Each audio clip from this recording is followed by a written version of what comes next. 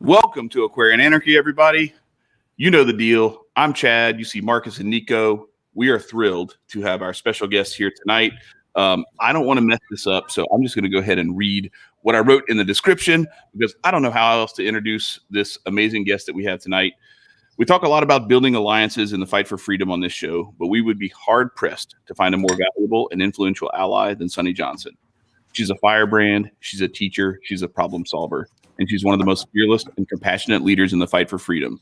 She is a thundering, gentle giant in the liberty movement who we are honored to welcome to the show.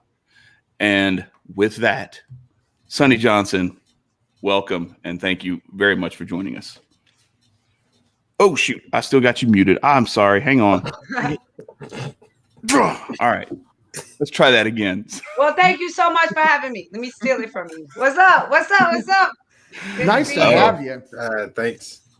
It's a beautiful day. Happy Cinco de Mayo. This is kind of a cool day for all of us. Like, so for me, a year ago, we closed on the house that we live in now. And so I'm not home right now. I'm on the road traveling for work, but I'm excited to get back to the house that we purchased a year ago today. And then also, this is episode 64.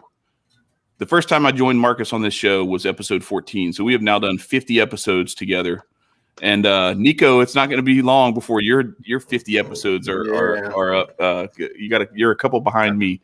But anyway, it's an honor to have you here for this episode, and we can't wait to get into some of the topics that we have laid out for this. I want to start though by just going into your background for our audience, because we have a lot of folks who cross over where we have a lot of the same friends, but we do have some folks who may not be that familiar with your history and how you got here. So talk a little bit about that. Like how did you become the host of Sonnie's Corner on XM 125? Long explanation there. And it's so funny because every time I'm asked this question, I say the same thing.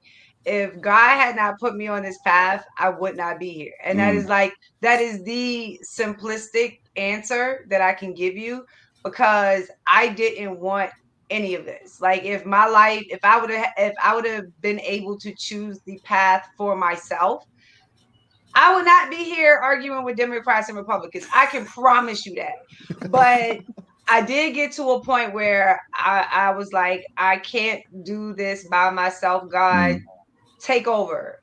And he was like, okay, what are you going to do what I tell you to do? And I'm like, oh, okay, here we go. Yes, I'm going to do what you tell me to do. And I ended up at a tea party. So this is all God led. And a lot of people ask me, like, how do you do this? How do you keep doing it? Again, God led. And just realizing that he never said it would be easy. He only said it would be worth it. So hopefully I'm on a path to creating something that is really worth it. For sure. A similar idea with my path as well. You know, one of the things that I was told early on in my life was watch what you ask for. You might just get it. In exchange though, I got my daughter because at 16, I was told that I would never have kids. Oh, wow. So when I got into my bargain with God, I had already miscarried with my husband once. And I wanted nothing more than to, be a mom, give him a kid, you know what I'm saying? And to think that I could not be able to do that. And that's when that whole bargain with God came about, where I was like, okay, give me this child. Let me bring her into this world. Let her be healthy. Let her be happy. And whatever you ask of me, that's what I'm going to do.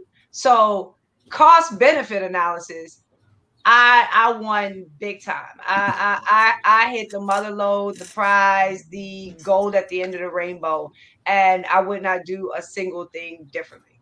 Nice. Yeah, that is beautiful. And I like that too, because one of the things we talk about is, as much as we fight and we argue and we do those kinds of things and try to convince people that we're right about stuff, at the end of the day, the most important thing we can do is raise our children, love our families, and protect our communities. Yeah, And we're at this point now where people are sacrificing their families for politics. When the shit hits the fan, these people that are liking and retweeting you and telling you to wave with them on Twitter, like they're not going to be the ones you can actually call on. They're not going to be the ones you can actually run to. I promise you, they're not going to be the ones sharing ammo with you. So like, stop playing, reconnect with your family, understand that should be impenetrable. I don't care if y'all disagree with politics. I don't care if y'all ideologies are different, whatever.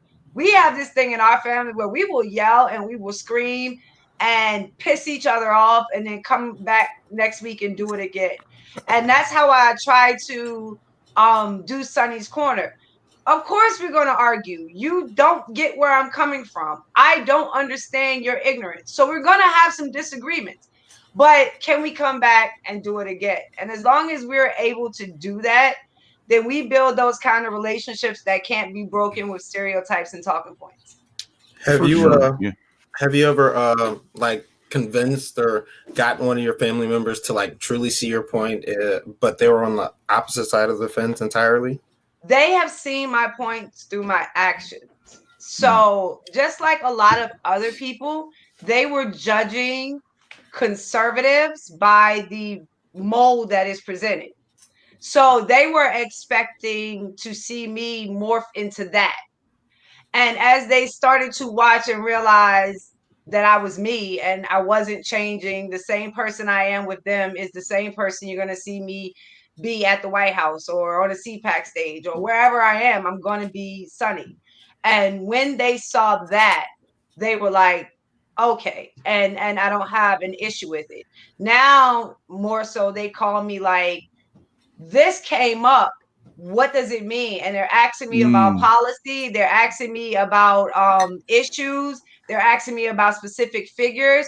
So we're able to have that level of discussion now because they're not calling me to play gotcha. They're not, you know what I'm saying? First, they know I'll cuss them out, but they're not calling me for that anymore. We've gotten to a place where it's now, oh, did you know that they legalized weed in Virginia? What does that mean? So we've gotten to those conversations as opposed to, oh, you're a Republican, which I'm not. But, you know, you kind of everything gets lumped in there. But your actions will speak louder. And this is another thing about your family. If you say I'm a conservative and then be like, I can't deal with you anymore because you're a crazy Democrat. Like that is not a good representation of conservatism. Like you are not putting a good example for us. So at least with me, I would be like, you know, I don't deal with nonsense. Okay. So if it is a serious thing, if you need help getting your GED, if you need help filling out a job app, you know, if you need help figuring out how a house loan application goes, where you need, like, I got you. If you want to call me with ignorance and bullshit, you'll get cussed out. And it wasn't a shock for them because they know that that's how I am. You know what I'm saying? Even when I'm back home, I'm not one to tolerate the small talk and the BS. I'm not the one to hang around people that are not trying to get their life in order and get things right. I don't want to have anything to do with you in that moment until you're ready to talk about change, until you're ready to do something different.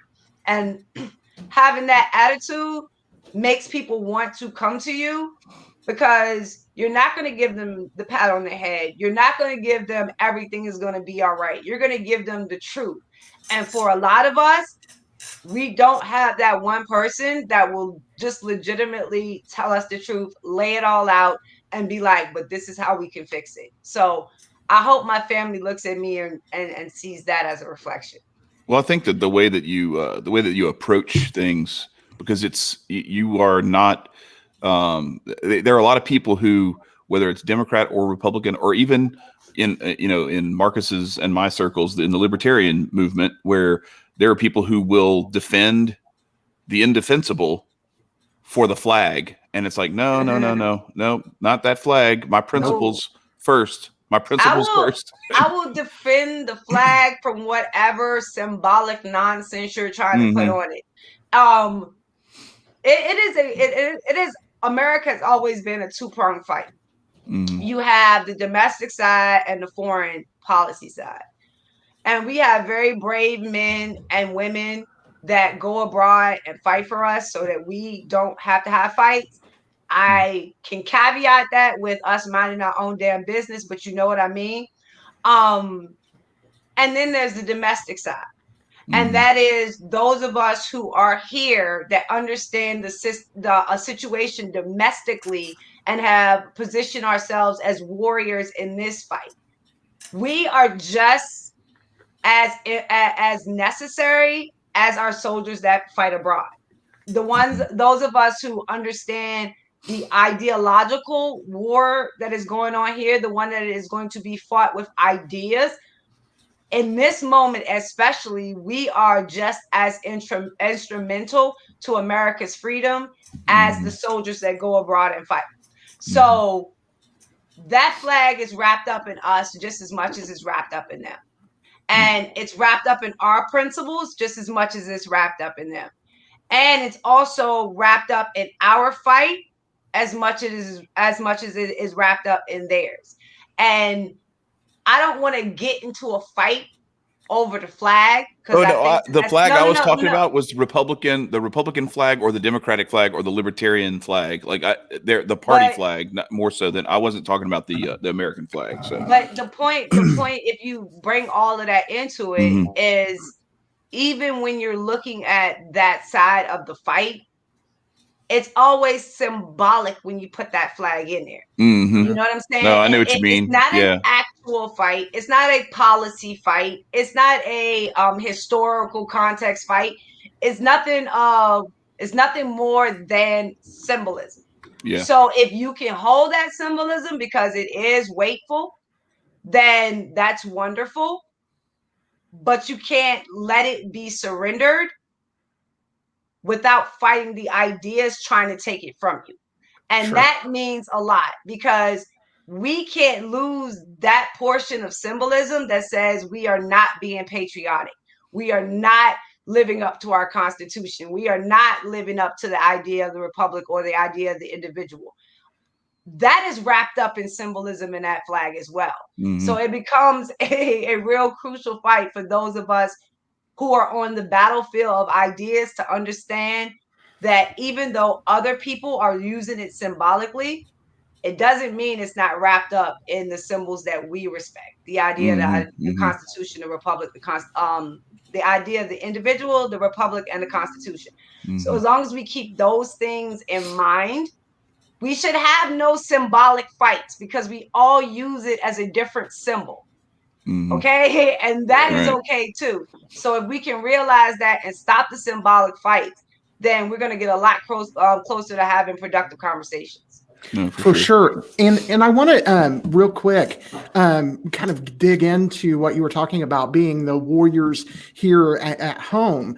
And one of the things that if you follow conspiracy theories and what have you, there was a document, I can't remember the name of it right now off the top of my head, that laid out what the bankers had in mind at the turn of the century. And they absolutely said that they were going to conquer the American people by basic, and this was introduced on the floor of Congress, but they were going to divide us into two parties. One party would basically enslave outside of the country, and the other party would enslave inside the country.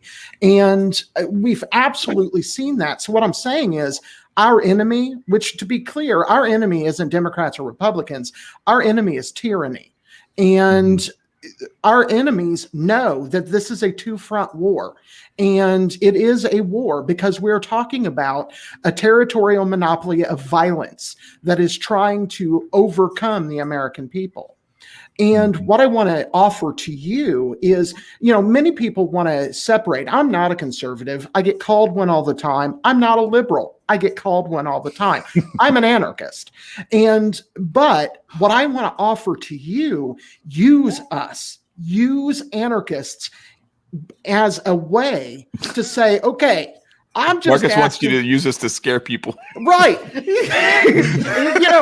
I've talked to anarchists, and I just want to go back to the Constitution. These people want to get rid of government completely. And if you don't listen to me, those people are growing in power. And actually, that is an argument that I make all the time, because the vacuum, it has been created, especially in the Black community, with the death of the civil rights kind of era. It's gone. That no longer exists. So now there's a vacuum, and it is being filled with anarchists. It is being filled with socialists, Marxists. Like, every group except conservatives and Republicans are pouring in, trying to be the ones that fill that vacuum, that fill up that space. And it's going to continue to happen, because none of the problems are being solved. So if you have even a perspective coming from anarchy, it's okay, you're going to protect your shit, you're going to protect your neighbor's shit, you're going to protect your kids, and if this go down, it's going to get ugly. And I got a few monsters that I know that would never call themselves anarchists. But if you put them in a position where that became the case, you have monsters.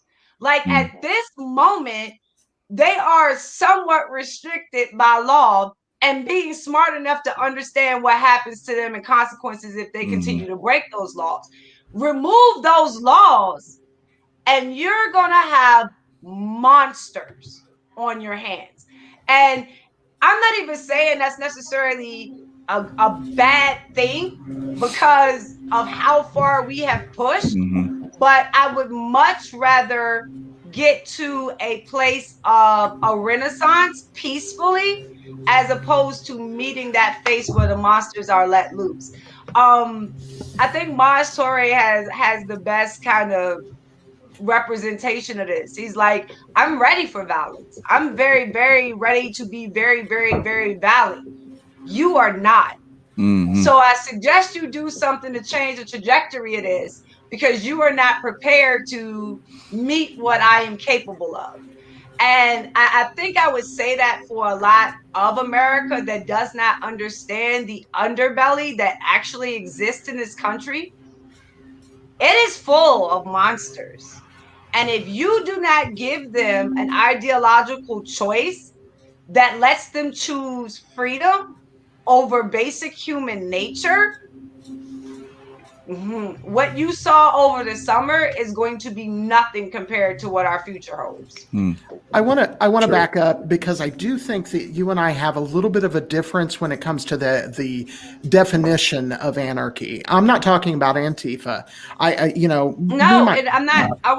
wasn't specifically talking about Antifa, because I would label them more of radicals. But there are left-wing anarchists that are in the Black community right now, and how you would define that, I would leave that up to you to make that definition. But that's what they call themselves, label themselves, and push forward as their agenda, even though sometimes you will look at it and be like, that's more fascist than anarchist. So I understand where you're coming from and understand what you're saying. But that's what they're labeling themselves. Right. They're carrying your message like these others are trying to carry ours, and they're bastardizing it while they do it. Right. To us, they're the same as Mitt Romney is to you. Yeah, exactly. I'm well aware. So maybe I should have qualified it a little better, because I know how insulted I get when I'm put in that position. So I could have clarified it a little better, but I completely understand why you would be like, hold up, let me explain. I got all good. All good. I gotta give Saul G some love. And by the way, shout out to our Libre TV audience. We are live on Libre TV and also live on YouTube with this show. So welcome everyone from both of those channels, audiences. Saul G sent us $20 to say, hi, Sonnie. Thanks for coming on Aquarian Anarchy. I really appreciate you and all your hard work. I will try to stop scaring you with my Black Captain America gif. I was getting ready to say, stop with them damn memes. And we gotta say, so the other half of the Brown Paper Bag podcast, Corey Frazier, G. Frage, is dying to know what is in your glass because he said brown paper bag for life. So there it is. I knew that. She told us before the show, but I wanted to give her a chance to do the reveal. So there you go, Corey. By the way, Mark Kreslins, who was one of our guests a few months back, he came on and he said you are the only show he listens to on Saturday on the weekends. So I just wanted to show you that love, and you're the only reason I have an XM subscription at all. And Christmas music. That's about it. I love y'all for doing that, but I always wonder, like, why would you pay for a prescription to hear a crazy black woman yell at you? Like masochist, maybe? I'm just joking. The answer to that is I wanted to talk to you about that. Well, go ahead, Marcus. The answer to that is you speak the truth. Well, I don't care what you call yourself. Titles are bullshit. And at the end of the day, you can call yourself a conservative. You can call yourself on the right. You can call yourself whatever you want. But what I've seen over and over and over again is you have a ballsy way of introducing truth into the narrative. And that's something that I need to not only listen to, but support. Thank you. Bingo. Right. Yep. So I'll follow up on that because I was listening to you this weekend. I tried to call in, but apparently I called in too late. I was trying to fix a pool filter and it blew up on me, and I didn't get to call in until it was I don't know, it was almost 1:30, and you were about to go off. But anyway, I was listening to this happens routinely. People will call in and they think they have you pegged, or they think they know what they're going to tell you, and they're going to somehow flip a switch on you or something like that. And I just wonder, do you feel like you're the politics version of Dave Ramsey or something, where you're you're trying to tell these people to cut their credit card debt and to pay off their house and all this stuff, and they keep telling you, no, you don't understand, you don't know what it's like. These credit card companies, they're charging me too much. They want to keep talking about the Democrats and about all this other stuff, and they don't listen. And if they just listened, they could hear that you're actually providing the blueprint for their way out of the problems that they're in, and they don't want to listen to it. It's difficult, but water is wet. That's kind of where I got to the point where you realize water is wet, fire is hot. This is just what it is. Yeah. But what I will say is, I am coming to understand the Republican level of indoctrination, right? We, even the last couple of years, I kind of knew that they had been fed some bullshit, but I didn't know how entrenched that bullshit had become. And it is a part of the identity that they have developed for themselves politically. So it's no longer just every 4 years. This is literally their identity. So they've taken off the white cloak or the male cloak or the woman, they've taken that off. And their entire cloak now is, I don't even know what the name of it is. It's definitely not conservatism. I don't know if you would call it Trumpism. I don't know. I don't know what this amalgamation is called. You know what I'm saying? And they just all get together in their little bubble and regurgitate the same bullshit to themselves over and over again. And then they come out into the world spouting the bullshit and think that they are the most intellectually astute people that ever, you know what I'm saying? And so I'm trying to follow Hotep advice and, the don't argue with people on Twitter thing. And it's just really hard because who doesn't want to smack ignorance? Who doesn't just want to be okay, let me drag you around and it's just a matter of, for me, wanting other conservatives to see this is what happens to you when you say this stupid shit. So if you're going to continue to say these things, you're going to continue to get dragged. I don't do the white supremacy thing. I don't do the white privilege thing. I'm not running around talking about racism 24/7. So if you can't have a just upfront, very honest conversation with me, then it's going to be saying a lot more about you than it is about me. But it is also going to say, what the hell are you going to do if 1,000 of us come?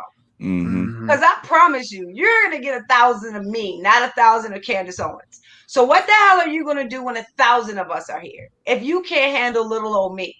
So even in that representation of what you're putting out, you're already predicting failure. You're already predicting you're going to lose because you have already exposed who and what you are. And regardless of how ignorant you think we are, we see you clearly. And that's not something that you can hide behind or put a black face in front of and think that, we're not going to see it.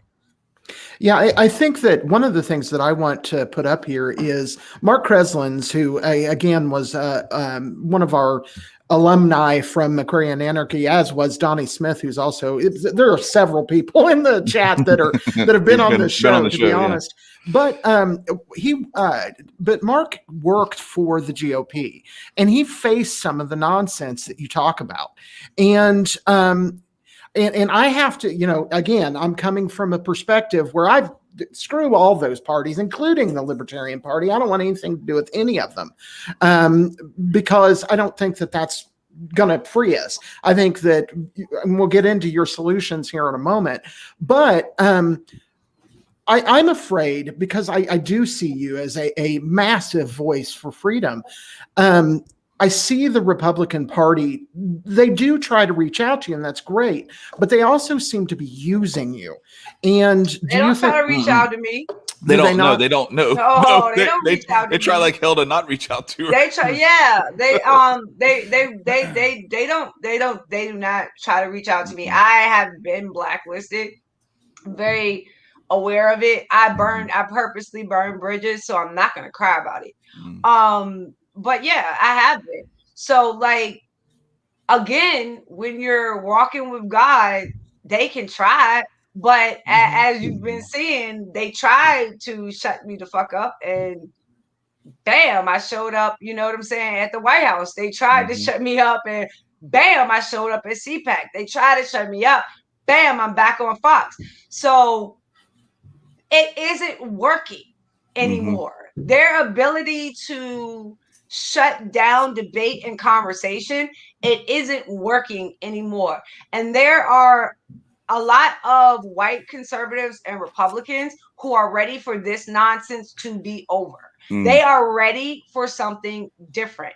And so that's where you're seeing people understand now that they have a choice.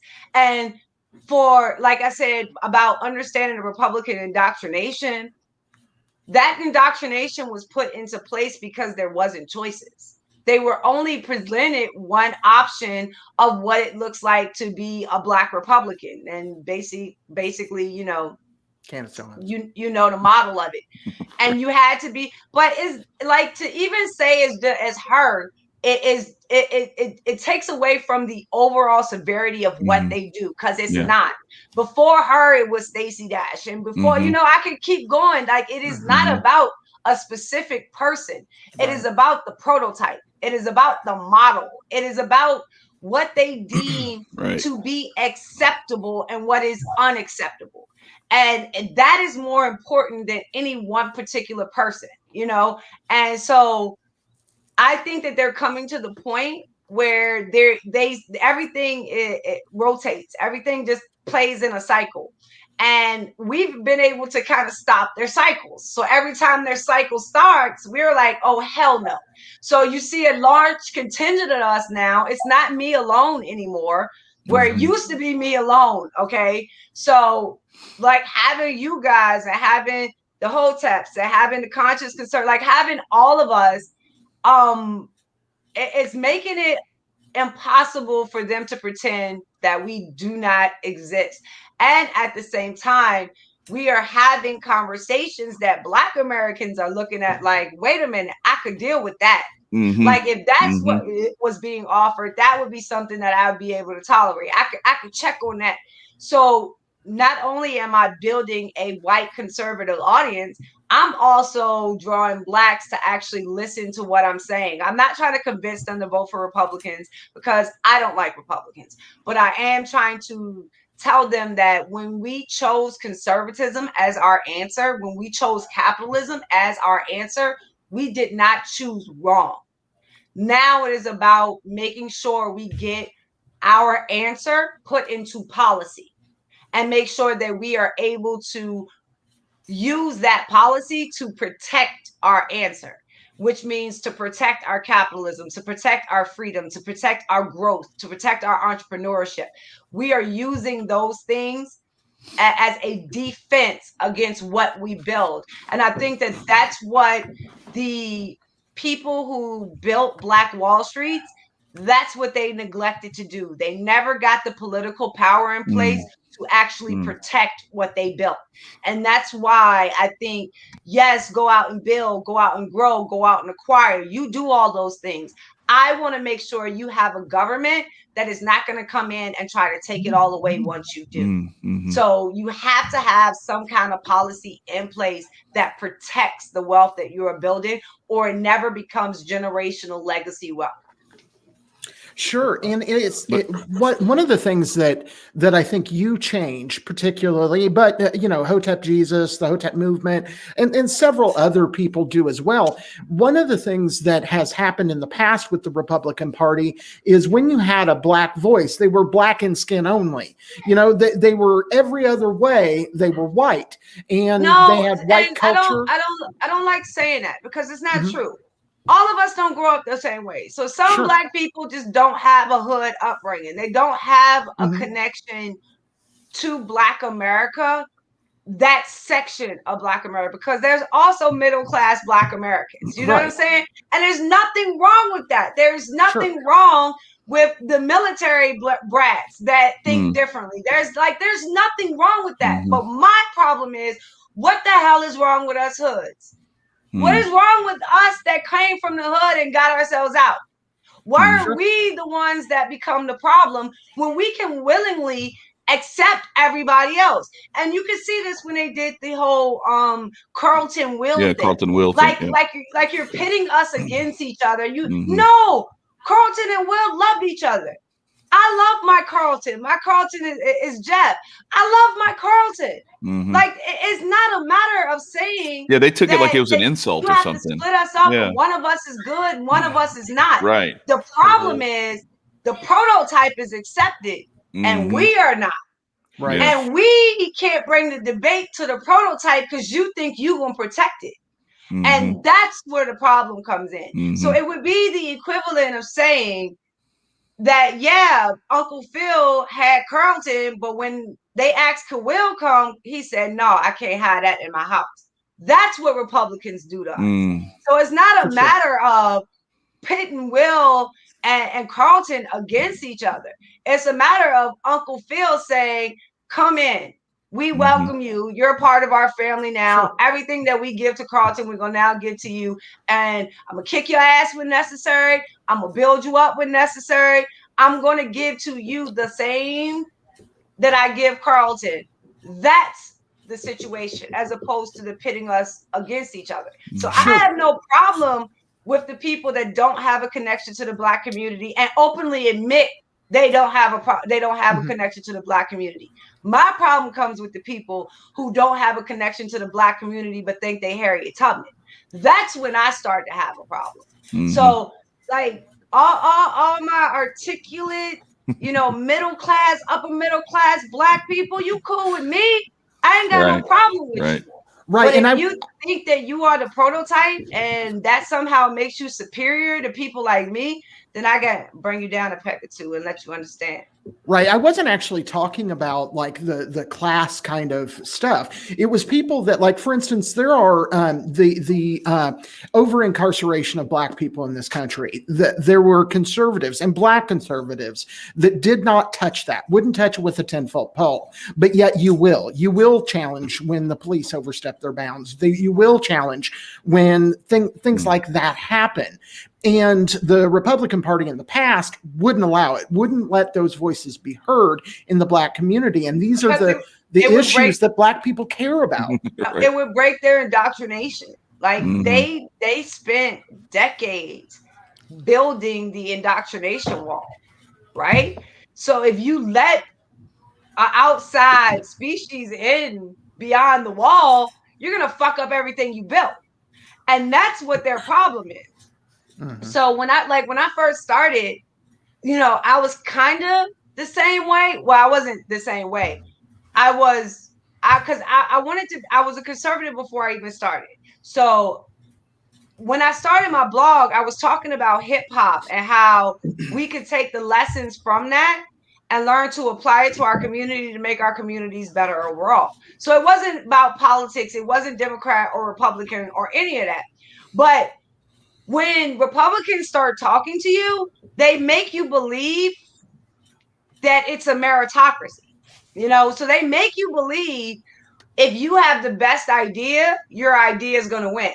If you have the best argument, your argument, like they make you believe that it is actually built on merit. And it is not built on merit. It is built on who your friends are, who your donor list contains, and how well you tap dance for them. And I learned very, very, very quickly, I don't tap dance very well for donors. Like it is not something that I have acquired a skill to do, because I'm not going to tell you what you want to hear. I'm going to tell you what you need to hear. And that usually doesn't inspire people to be like, hey, let me write the check. That'd be like, that's one uppity, fine with me. That's what you're going to have to think about me, because you're going to get this work one way or another. And I don't give a damn about your check when the end of the day comes. And I sleep at night. You know what I'm saying? I sleep at night, and I can look at my husband, I can look at my daughter, and I can know I am doing right by them, and to me, that's it, and that's what I'm going to ride for. What's up, Nico? You quiet down there. I was actually waiting, but Marcus is louder than me, and no, I like to sit back. You gotta jump in and take it, baby. I'm not gonna lie to you. This is no disrespect, but I was always told to never cut in towards elders, and when people are speaking and things of that nature. So I have to break the habit. Please. I have to break the habit. Do not, don't ever apologize for that. Do not ever, ever, ever apologize for that. Our elders need to be respected. I don't want to be referred to as your elder. I could come through the screen and fuck you up for that. He apologize. He prefaced it with an apology first. Just finding someone that actually puts forth elders in a space of respect. That's good. Kudos, babe. Kudos. It's family values. My family's Haitian, so it's like if you don't respect the elders, you're going to get decapitated, or your tongue's going to get chopped off. One of the two. When we were kids, if we saw one of our elders, because we lived in the projects, if we saw one of our elders getting groceries or something out the car, and we did not run to help them, not walk to help them, but run to help them, then we would get our ass beat outside in front of everybody. So I completely understand that methodology of raising your kids. But no, I was in the middle of watching your podcast with Hotep and Jesus, and you were going back and over your whole, I guess, discography of work. And you came up across your 4 pillars, and I would like to actually ask you to elaborate on them. Okay, so my 4 pillars are faith, community, culture, and history. All right, these are like the 4 pillars of any group of people, you know. So I'm kind of, I guess you would put it in a tribal kind of sense. That's kind of what makes the tribe. You kind of have these four things that kind of connect you together. And if you manipulate, break, destroy these four pillars, you can change the identity of an entire group of people. So to me, faith is personal. So faith isn't, not to be shamed away from. I'm very forward about my faith, but it's not to be used as a political argument by my definition.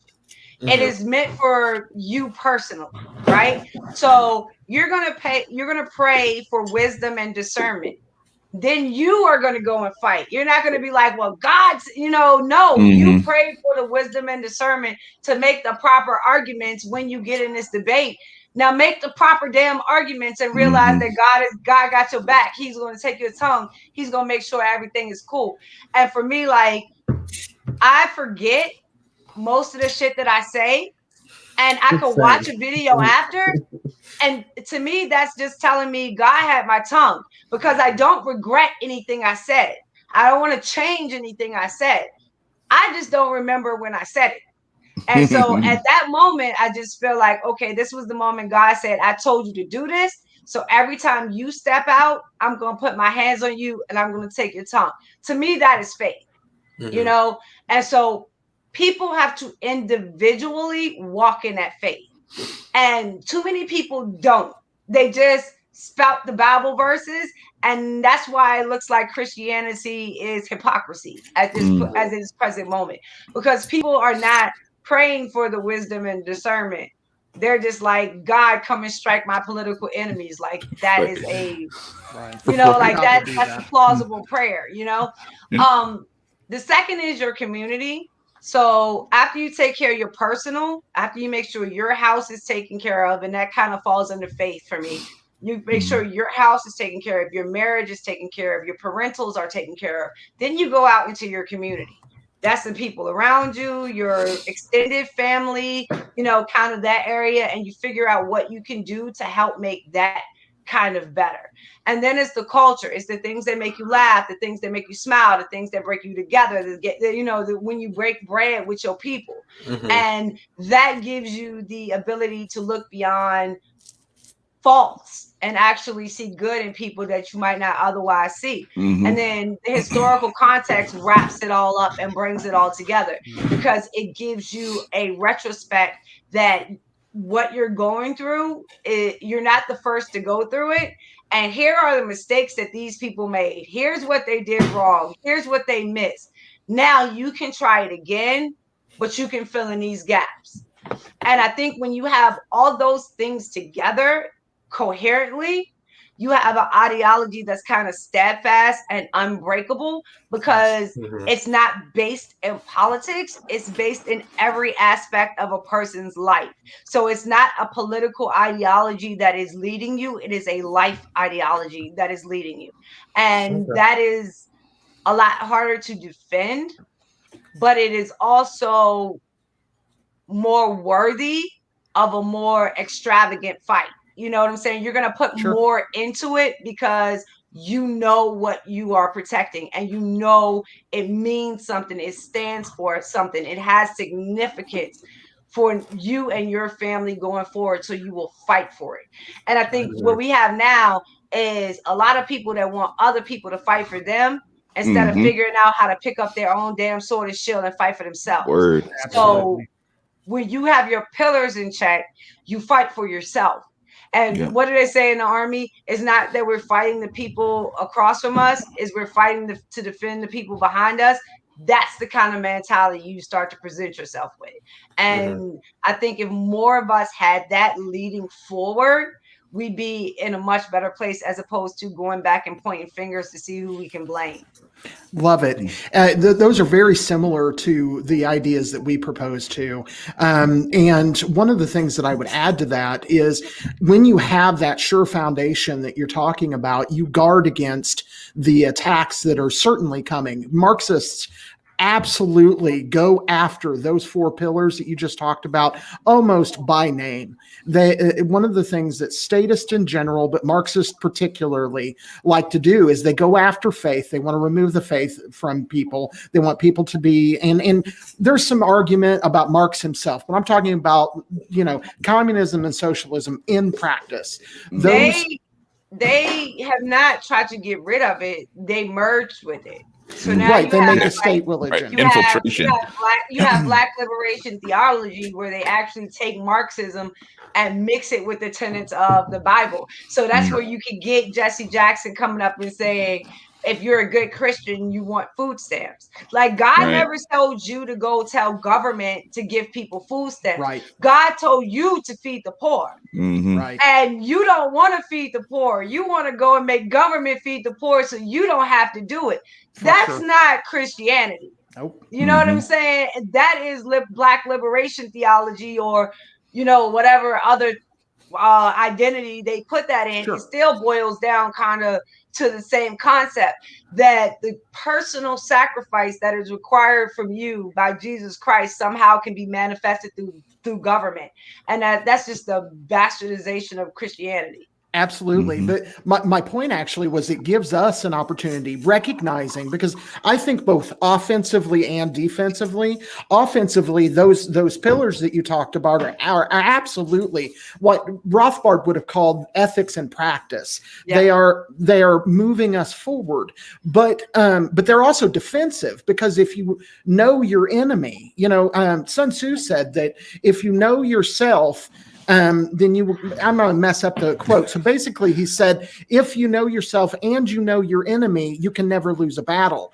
And that's the idea. Know where they're going to attack you're you. Guaranteed to lose. Yeah. For sure. This is why people are like, I'm predictive, or I'm prophetic. No, I'm not. I pay a damn attention. Like I learned from history. I actually watch what's happening. I listen to Black people, so I'm not surprised when shit happens, Right. And it's just it is really amazing to see the lack of information that is provided to the right that the right accepts. Like, if I knew that there were so many gaps in my reasoning, I would not be able to live with myself. Like, I literally got to this point one time when I was doing, I did this thing where I did Black History Month without white people, because I was tired of Democrats. Like, every time you would talk about something Black history related, they wanted to tell you the white person that tried to fuck it up. So I was like, I don't want to talk about white people. Okay, let's just talk about Black people and talk about their success, what we were able to build. So I did a month of this during Black History Month. And by the end of the month, I was like, what the hell happened to us? Like, we had it. We were doing it. We were building. We were growing. Like, what the hell happened? When I hit that moment, I pulled back on everything. So, like, and then I'm talking, I'm traveling, I'm speaking. I stopped everything because I knew there was something that I was missing. And I could not go forward until I figured out what the fuck that was. Because anything I said after that point, I knew would be false, because I knew I didn't know. So it became imperative for me to find out. And the lack of curiosity from the right is one of the most astounding things that I have ever seen. Because if I constantly got my ass kicked, I know I would be looking for the way to stop getting my ass kicked. But for some reason, no matter how many times they get their ass kicked, they continue to do the same thing, thinking that next time it's going to magically turn out different. So just that overall lack of curiosity that leads them to insanity, that is one of the most striking things about the right. For sure. And that actually brings in something that I know both Chad and I wanted to talk to you about. And that is, one of the things that I think you offer is difference. And that difference is your idea and your focus on local communities. Can you elaborate on that? That's the Republic. If I'm being honest, I picked the idea of the individual, I picked the republic and I picked the Constitution because they're all conservative words. I mean them, but I could label it differently by what I mean by each one. Right. But they're all conservative terminology. You know what I'm saying? So yeah, it's like you got the passwords to the speakeasy. Exactly. And so if I am telling you, we are talking about the idea of the republic, right? And this kind of goes to the issue of systemic racism, right? What the hell kind of system do we have? We have a republic. Well, what does that mean? That means that the local government closest to you has the most power over you. Okay. So if we have that system, that is our system. And Black people are telling you that that system is systemically racist. Who the hell is implementing the racism? For sure. Who is implementing? Like, they are literally giving you the answer to the fucking test, and you will get the answer to the test, turn around and say, it doesn't exist. It's not real. It's a mess. Like, they're fucking telling you who they have a problem with. Right. But because Republicans respond the way they do, the people who actually created the problem can be like, oh, yeah, they did it. They don't want to admit that it's real because they did it. So it allows them to transfer the actual destructive policies that have destroyed these areas. And well, if you're not there to defend yourself, you know, and like it makes it damn near impossible for us to tell people about these policies, because as soon as we start speaking, some dumbass Republican stands up and says, slaves love their owners. Like, what the hell are you talking about? Like, it is very, very hard to get to that kind of a discussion when you constantly have to deal with stuff like Rick Santorum saying, well, we came here and built everything. Really you did? Yeah, is that right. really how it happened? Like, you just are ignore the whole history. You are making it so difficult for us to have honest conversations because you refuse to let go of the bullshit. You know, you just refuse to let it go. You make everything 10 times more difficult than it has to be. And that is so freaking frustrating. I'm cussing a lot. I don't know if that's it's okay. No, it's okay. It's all right. We cuss way more than that. We talk about way more good. Sure.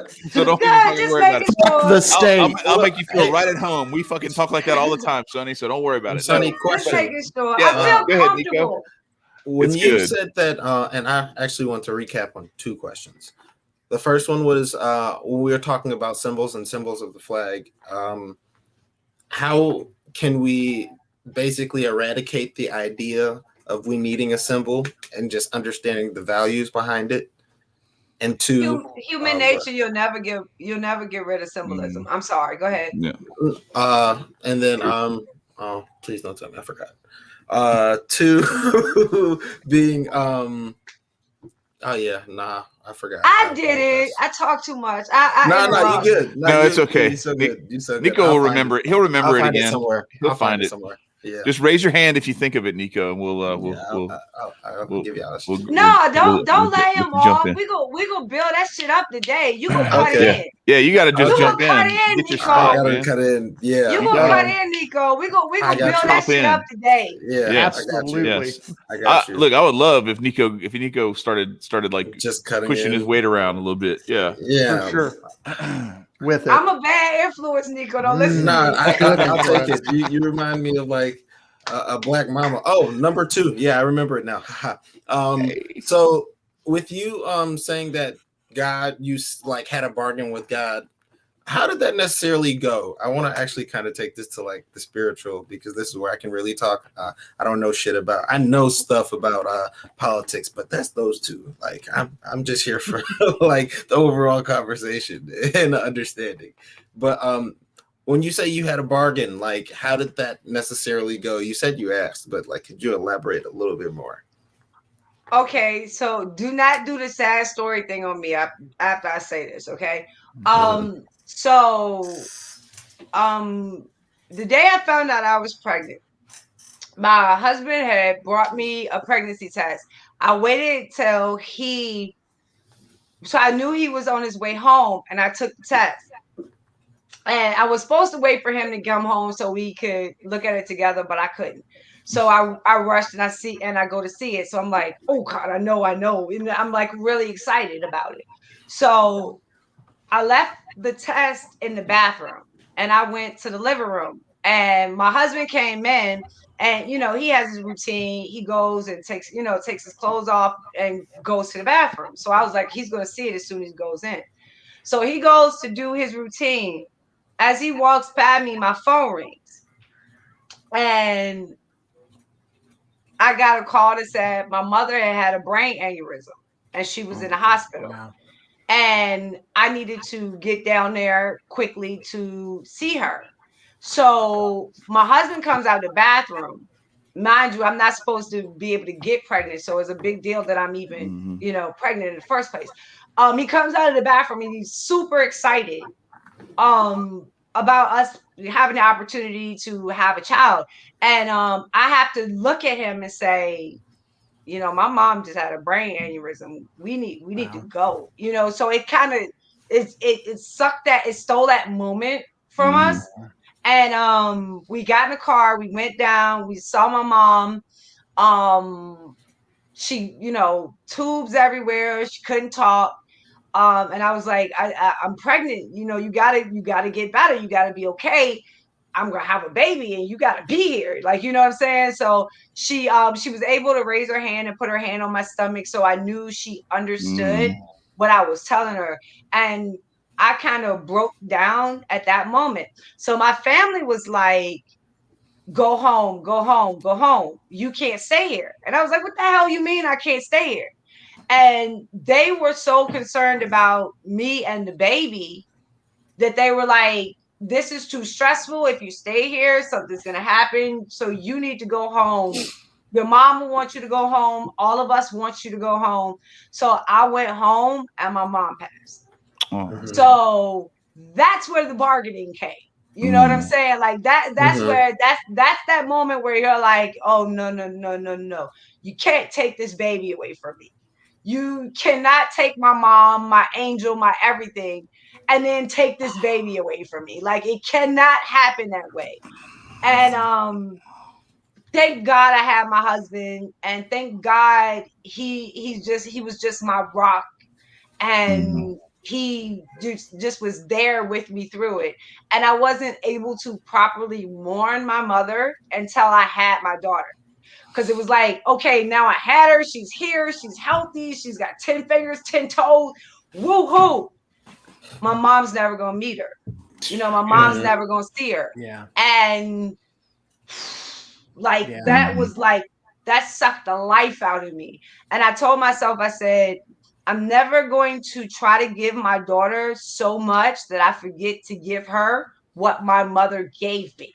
And that's when everything started, because I was like, I'm not strong like my mom. I'm not, a lot of things about myself I thought just weren't my mom's caliber.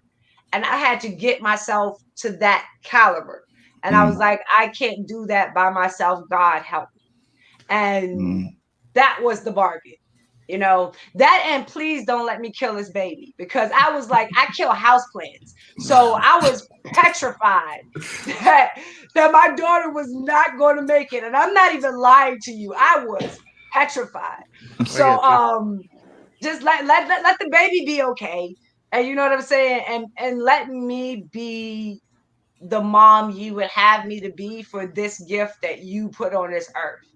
So you're going to desire something great from her. So let me be the one that can help make her great. And from that, everything just started to grow and to blossom and to change. Wow. Okay. That's a fantastic story. And to be able to weather that is amazing. So, there's a lot in what you said that just shows the power of God moving through you is just beyond words. And I've seen some of that, not to the extent that I think you have, but I've seen some of that in my life. I had an experience several years ago, and I basically laid it in front of God and said, I don't know what I'm supposed to do. What do I do? And the next thing I know, a libertarian presidential candidate sitting in my living room saying, I need somebody to be a press secretary. And I said, okay, I don't know how to do that. And he said, well, I want you to do that. And next thing you know, how to do it now. Right now, I know how to do it. And that's So if you ever funny. run for president, Sonny, Marcus has like 700,000 lists of people he can contact in media. I found myself in a room with Republicans. Like, if I don't get out of here, I'm going to get arrested. Like, so that was a difference. It was a difference. No, seriously. I was like, I told my husband, I said, I swear to God, if I have to, if one more of them, and the question was the funniest question, because I asked them, I said, we talk a lot about criminal justice reform. And this was here at the Virginia GOP. And this was before GOP governor, before Northam returned felons' right to vote. So I was with a group of Republicans in Virginia, mostly Black Republicans, pastors, and every conversation was about criminal justice reform. Every fucking conversation. So when I was like, I couldn't take it anymore. I stood up and I was like, I am not a fucking criminal. Like, I don't have a fucking record. Like, what do you have for me? Is there any conversation here for me? I get it. I don't, like, what the hell is wrong with you? And then I was like, on top of that, the felons can't vote. So are you planning to restore the felons' right to vote? If you are not planning to restore the felons' right to vote, then why the hell are you passing policies for them? Like, it doesn't make a lot of sense for me, because you're not going to get their vote. Right. So what the hell are you doing? Yeah, from a strategic standpoint, it's literally that's where I was. And I was like, okay, so y'all know me. Y'all know I was that loud. I was cussing, and I was really at that point where I was like, yo, get me out of here before they catch me on camera saying and acting in a way that I do not want as a representation of myself. And I had to literally, like, my husband was like, can we just wait till like the break and we can like sneak out? I was like, no, get me the fuck out of here now. And so he's like, okay, you know what? Let's go. And he grabs me. He's like, let's get out. And he's like pushing me out the door. And I'm like, thank you. You know what I'm saying? Because like, it is so aggravating to see people who have no real understanding for the problem become the stewards of the solution.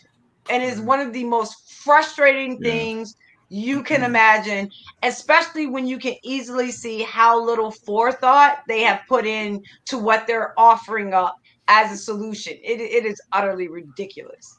I got to interject. That's what government does every time. It is always the people who have no fucking clue what the hell they're doing that we put in charge of telling people what the fuck to do. It is the dumbest system. They can't get a job somewhere else, so they go into government. And what do they call them, Marcus? Their job becomes no abilities. Finessing. Their job becomes finessing the public, and a lot of people are good at the finesse. And I always like to compare this to P. Diddy. So Puppy can't rap, can't sing, can't do anything, but he's one of the most iconic names in music. You know what I'm saying? Yeah. Like, that's what they do. Mm-hmm. It's a skill to have finesse. Mm-hmm. And I would guess that it would kind of be a detriment to Sonny, because I'm like, fuck it. I like my rough edges. Fuck your finesse. You know what I'm saying? Mm-hmm. So the finesse will get you farther than the rough edges, but I would just rather scratch people than play around and manipulate. Well, because the finesse recognizes the finesse, and so it kind of gathers together, right? That's what you saw in the whole. It allows both of them to continue their lives unimpeded, and they look out for each other in that regard because they just make sure that the circle continues. So they all lie in bed with each other. It's basically lie in bed together, right? Lie and lie. But hang on, Marcus. I wanted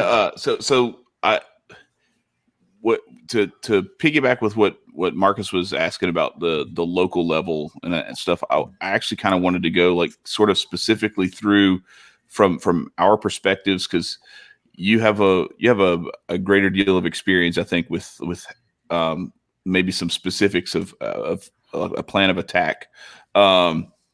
Nico's in Chicago, south side of Chicago. Marcus is in Indianapolis, and I'm in Baton Rouge, Louisiana.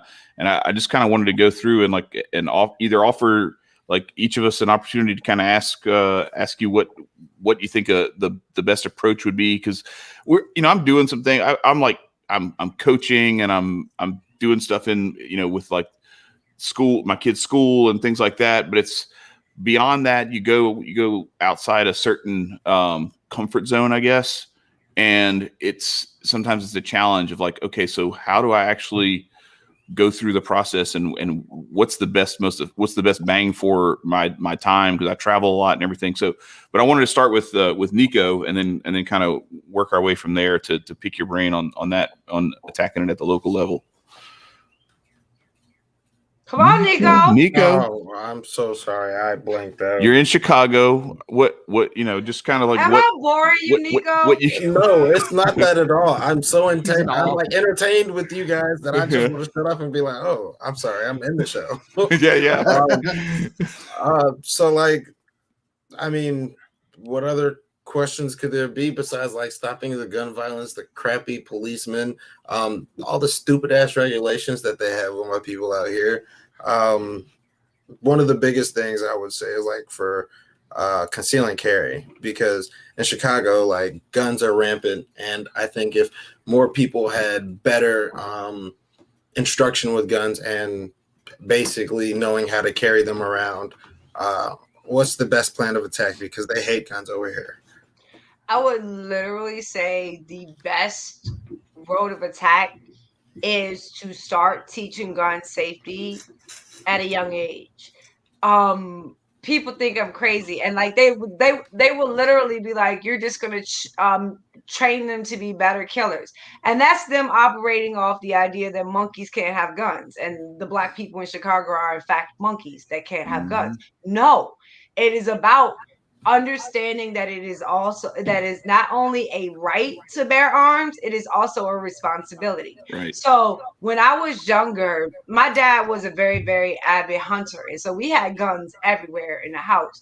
So I don't remember exactly what age I was. I was about 6 or 7 or 8, somewhere in that range. And they had went hunting and shot a deer, and they brought the deer back.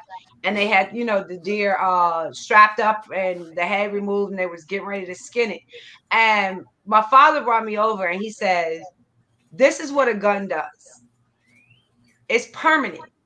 It's no coming back. It's no do-over. So if you are put into a circumstance or a situation where that has to be the outcome, that is what the gun is for. But understand that once you do it, it's done. Like, you don't get a second chance at it.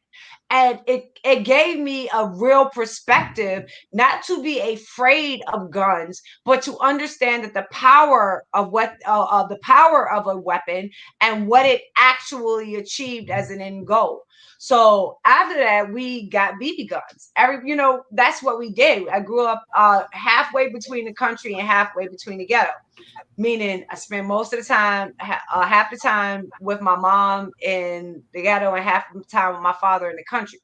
And you got these lessons, and the kids need to learn these lessons. And progressives have made it so it's so dirty and it's so naughty that nobody wants to touch it or approach it and actually explain responsibility. So these kids end up learning from their 16, 17-year-old cousins, you point and you shoot. They They don't learn responsibility. They don't learn what it means to have it as a right, and why that right should be valued and respected. It damn sure isn't taught in schools, where you can't draw one, you can't make a finger puppet of one, or you're automatically suspended. So where the hell are these kids getting the lessons from? You know, and that is what is going to stop this cycle of violence, especially with the younger ones, of how they look at guns. We can already see that they have tried to scare them out of it. They have tried to say no Nerf guns, no water guns. You've tried the fear tactics. That shit hasn't worked. So how about we go to good old fashioned American principles and actually teach and actually give a responsibility, personal responsibility towards the gun violence. Now, what I will say overall is we always talk about situations like Chicago, like this shit happened 2 years ago, or 3 years ago, or 10 years ago, or 20 years ago, or 30 years. You know what I'm saying? Like, this is some 80-year shit, 90-year shit. What the hell are you talking about? And it's like we're supposed to truncate 80 years of you fucking us into one single solution. Like, no, don't play with me like that. I understand what you're trying to pigeonhole me into, and I'm not going to play with it. But if you want to break it down into 3 details, I would say you attack regulation, taxation, and legislation. So if you think about the taxation first and foremost goes after what? The rich. Well, that means the rich leave. You know what I'm saying? So you leave the base shrinking as a tax base for people to be able to invest back in the community and make it better. So now you open up government to be the solution, whereas if you had just left people with their own fucking money, they could have been the solution. But now you've run them out, and you want government to come in, and you want us to beg government to be what we could have been to ourselves. So you have to start to look at how they're using taxation to influence the population. Those that have no choice to move out, and those who have the wealth to move out and do so, because money is going to go where it is respected. Then you look at regulation. After they tax the rich, they can't outright tax the poor, because that would be bad messaging. So what they do is they regulate. They put fees and fines and all kind of hoops that you have to jump through, whether it be to get your license, or whether it be to own a business, or what, you know what I'm saying? They make it as costly as possible, even to own a gun, for you to be able to operate within society, because you're constantly running to government. You constantly have to pay government. And it's not in the sense that you're paying a tax. No, they're regulating the wealth out of you. And then when they can't tax, and when they can't regulate, then they legislate and they criminalize everything. So one of the worst things they did was they criminalized choosing capitalism. They criminalized choosing capitalism because they had put Marxism in our community for decades, and we rejected that shit. Your food stamps are never going to be enough for us. Your public housing is never going to be enough for us. You think you're giving us the basics to survive. At our estimation, it is never going to be enough for us. We will hustle before we accept the shit you are trying to handle to us. Because of that, and because of their restriction through taxation and regulation to actual growth opportunities productively, we went after destructive capitalism. We went to the black market options, not because we're bad people and we want to be criminals.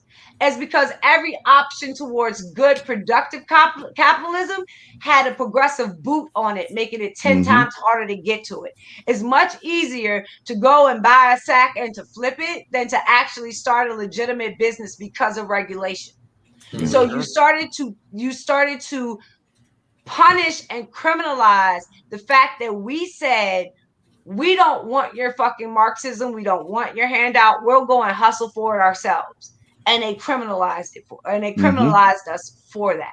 Yep. So you have to understand how those elements work together to crush a society, to crush a community. And that's what you're seeing in places like Chicago. They used to have jump out squads for like 20, 30 years in Chicago, where they would literally just jump out, beat the hell out of people, not because they were guilty of anything, but because they could. And nobody was going to punish them for it. So you have this population that lived from Fred Hampton to jump out squads, and you're looking at them saying, why don't you trust the police? What historical context tells you that I should? Right. Sonnie, explain that to me. Sonnie, I gotta say, you may call yourself a conservative, but my God, I'm like wanting to grab a black flag and be like, yes, this is one of ours. You know, I'm like, yes. You have this Sonny's scared again. You have this history of progressivism and it using the throngs and power of government to crush a society under death, poverty, and destruction. Sure. And I'm not gonna go, and this is why I fight like Frederick Douglass, and anyone who studied Frederick Douglass and studied his speeches know. Frederick Douglass never went to Democrats and said, hey, will you let go of your slaves? Like, he never went to Democrats and was like, hey, you know, maybe you're not doing the right thing with the Constitution by this slavery. Like, he never fucking did that. All of his fight was with Republicans saying, hey, you say you're different, but you kind of think the same fucking way as them. What's up? Like, all his fight was for Republicans and the way that they were handling and conducting themselves. And that's what you're seeing now. I'm not going to run to Democrats and be like, yeah, I know you got 90% of the vote. You think you might want to give us like 20, 30%? Like, who the fuck thinks that that's going to work? That's not going to work. Right. Well, not only that, but isn't that insulting to the people who are voting? Because it's like you have to, instead of offering a good alternative, you get to just beg somebody to give it to you. Like, no, earn that shit. You know, just give it to me for 1-2 election cycles. I'll give it right back. I promise you. Like, what the fuck is that? Like, who believes that is a functioning way? Right. To run an ideology, not a fucking party, but an ideology where you're saying you want to conserve something, you want to preserve something, you want to keep something. What the hell are you conserving? And I think that is the main question for a lot of people who label themselves as conservatives in this moment.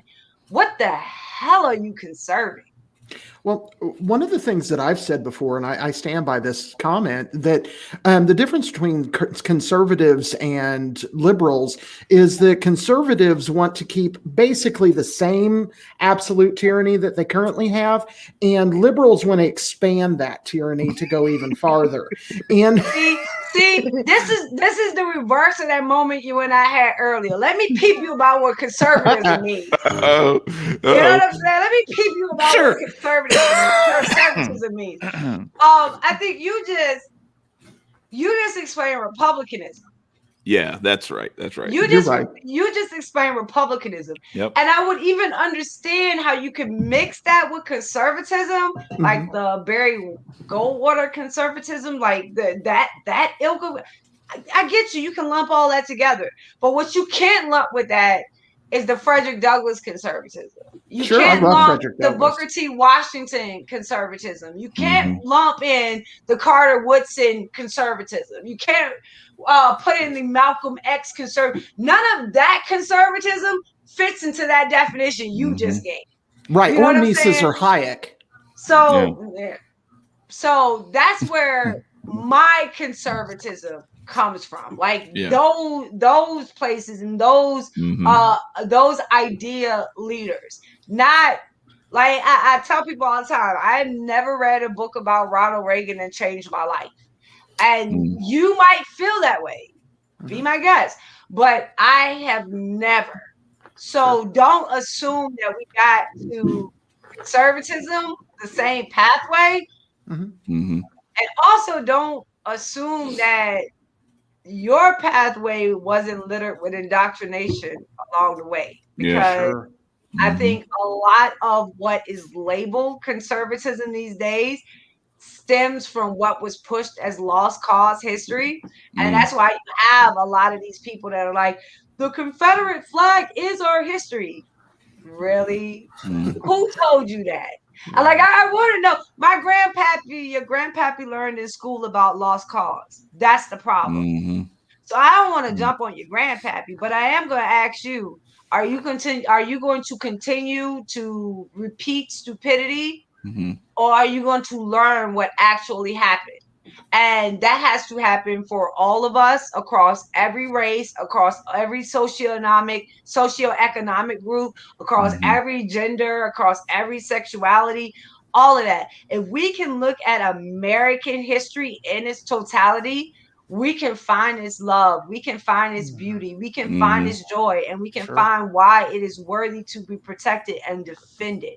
And as long as we keep choosing the bastardized spectrums, whether it be 1776 or 1619, whether it be lost cause or CRT, like, we're not going to find that place where we can look at America with her scars and still love her all the same. And I really hope that, I wish that and pray that for us, that we can just get to that place where we can see her clearly and love her anyway. Well, don't you think some of that is part of the setup? Is that there's a human nature tendency for people to look at. You can see something that someone else is doing, and you can say, "Oh yeah, but you don't know this about your history, and you need to go dig into this, and maybe if you knew more about this." But then people don't want to turn that mirror on themselves and I do actually that on see. Sunday. That's the I know. whole purpose. That's what I've witnessed you doing and everything. But it's That's funny to the watch. They'll try to entire tell point you. of Sunday They'll try to Corner. tell you, well, what you don't know about is this, and you're like, okay, well, do you know about this? And then it's like, and then the brains melt. Yeah, But how do you like I implement like that? that though? they at least try. You know what I'm Yeah, saying? yeah. So if you got the balls to call in and try, I can respect that more than you taking your ball and going home. Like, the cowards, I can do it out. The people that are actually willing to come to the battlefield of ideas and spar it out, I don't care if I disagree with you or even if I think you're stupid. I still garner you a level of respect above those that are so afraid of their own damn shadow they can't have the debate. Those that run 3-4 times, but I'm not keeping count. Go ahead, Nico. I was going to ask, how do you implement do you give them like the layman's terms, or do you lay out like a very long spectrum to like have them follow a story? Because I am not subscribed. I am So what? No, I insult. like to history. Like when I you insult. tell them about the. I insult. She just tortures them.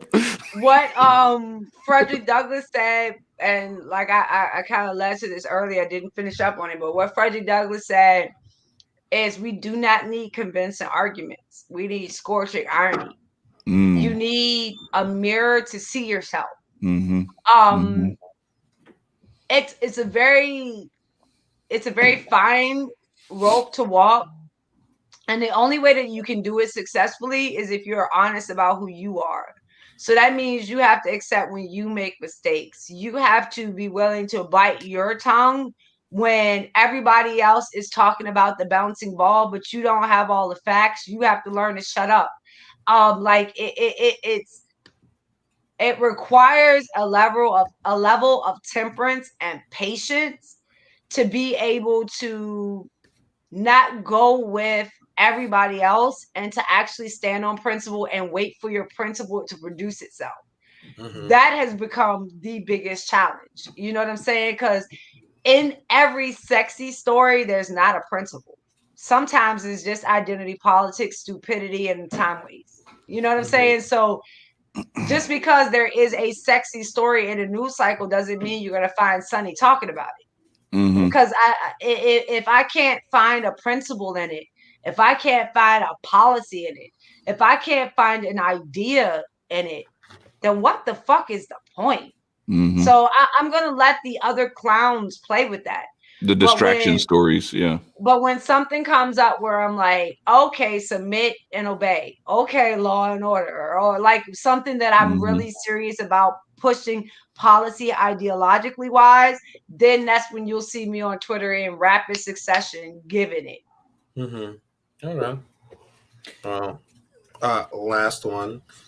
How about going about like homeless reform? Because I get absolutely pissed off like driving in Lakeshore Drive at 5 a.m. and driving past or underneath a bridge and just seeing whole communities.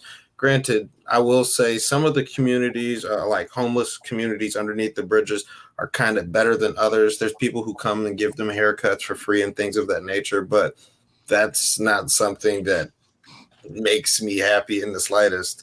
Like still seeing these people out on the streets and knowing that it's really easy to help other people by just influencing or even providing money where your mouth is and getting them back to society so that we can have a easier functioning society with more thought. How do you go about that just in general? And first, and I know people do not like to hear this, but some people like that circumstance. They like being off the grid. They don't want to be a part of our society, you know? And is that not their freedom? And so we're gonna we have to. It's a weird act that a weird balancing act for us, because while we can look at what we think is best for them, do they not get a vote themselves in what is best for them? True. And if that is the lifestyle that they chose, we have to separate that section from the rest that maybe have fallen on hard times, because I think a lot of resources are put into thinking that you can solve a problem. Not all the time can you solve a problem. And I'll take this as with the example of New York and what Rudy Giuliani did. So Rudy Giuliani, when he took over, a lot of the homeless population, if you didn't know, he shipped them out of the fucking state. He put them on buses and just shipped them to other places to get them out of the fucking city. So one of the main places that they came was here in Virginia. And we got a big influx of people from New York coming down to Virginia. And when they got to Virginia, they actually found opportunities. They actually were able to branch out and actually start lives and actually start to get themselves together. So from my personal experience, I will say, because I had to move out of Richmond to save myself. If I had stayed, I would have been a statistic. Like if I had stayed, like all of those things that we look at so negatively, that would have been my life if I had stayed. So for people who find themselves in that position, if you have the ability, want, and will to move, you kind of have to save yourself. You have to kind of go somewhere where there's opportunity. You can't wait for the politics to catch up with your situation. You have to be proactive in putting yourself somewhere where you can better your situation. And if we're honest with ourselves right now, these big inner cities are not capable of meeting that demand. Yeah. So for those people who can leave, I would highly suggest going somewhere and actually trying to find an opportunity to pull yourself up. Once you get to that point, you can come back home and try to fix the things that were wrong. And I highly suggest that as well. Being forced to leave is one thing, but once you get out and make something of yourself, making the choice to come back home is a very, very big part of how we go forward. So I plan on going home, and for everybody who got out and made themselves a success, I hope part of your plan is also returning home. But the secondary part to that is understanding again what they've done with taxation. How hard have you made it to not only buy houses, but to create housing through taxation? So if you have high property taxes in an area, you're not going to get the kind of construction and growth that keeps up with the needs of the residents in your area as far as housing is concerned. But I think that is done on purpose so they can say, hey, let's do a new Green Deal and we'll put housing in. So I really think that that's not done by accident, that is actually done on purpose. And again, with regulation, a lot of these inner city zoning commissions, they are specifically set up and designed to make sure that politicians' friends get first placement as far as to who is placed in certain areas and why, how those areas are zoned, how those areas are taxed, how the school rating in those areas are presented, how the crime ratings in those areas are presented. There are so many facets of statistics that government is allowed to use to manipulate what can be built, how it can be built, and what kind of pricing can be used as a metric for those buildings. So if you remove a lot of that regulation, I think you would see a lot of grassroots housing start to spark up in terms of ownership, rentalship, and creation, building new houses from scratch. And then the third part again would be legislation.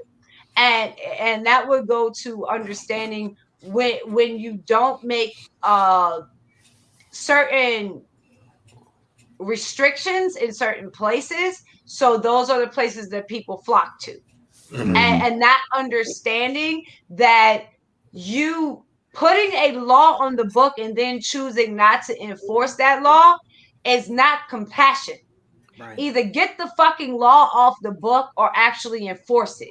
But this middle ground where you're kind of leaving it open where it's legal and legit until they don't want it to be legal and legit anymore. And then it's on the books already, so they can just pretend like it was always that way. So they let these people do it for 6-7 months and then say, okay, now it's a problem, and come in and clean it up. Like that is not functioning legislation that actually puts people into long-term positions to be able to actually change their situation or circumstance.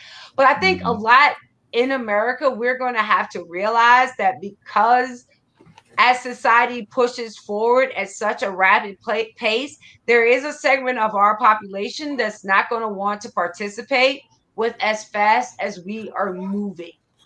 Sure. And not only comes with technology, but also comes with the police state. It also comes with the legislative state, and it also comes with the redefining of the role of culture and community. So as long as you're having that, like for instance, when government comes in and says that grocery stores or food chains cannot give their food to homeless shelters because it doesn't meet dietary restrictions that they have set forth, you're robbing community of the chance of taking care of community.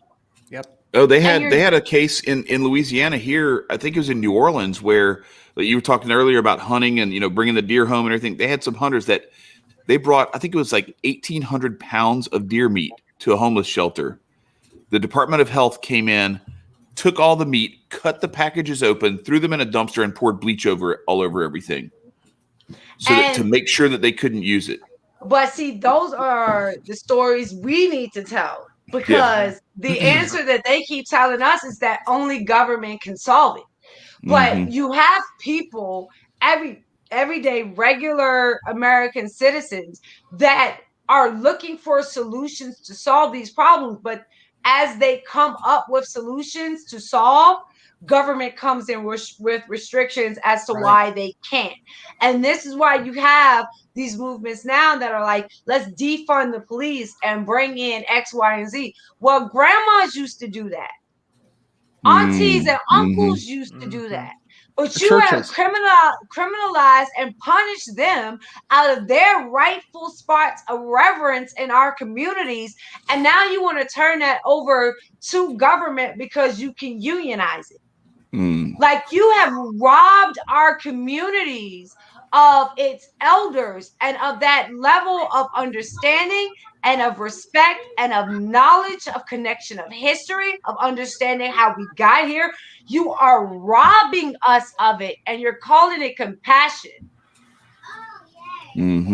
Yeah, it's interesting because I'm trying to figure out for me, the approach because it's really easy, as a white dude, who lives in like I live in Baton Rouge, so I'm not like in the suburbs or anything like that, but it's still, it's trying to think of like how best to approach some of the different organizations, because there's some organizations in Baton Rouge that are like doing work that other people are like not doing, but they're also like this. One of them's Together Baton Rouge, and it's like this Saul Alinsky IAF, kind of downstream thing. And so, like, how do you work with that, but also try to kind of like redirect it, or do you do something else? First and foremost, I would say talk to your white Republicans or whatever, libertarians, whatever. Well, I still think you should. The white Republicans definitely. Even if you're a libertarian, you should try to talk to your white Republicans. Yeah, because for sure. Because there's more of them. Like I don't need people to fight for me. What I need is you to stop giving me a separate enemy. I have an enemy. Have an enemy. All right. Okay. What I need you to do is to stop giving me another fucking enemy.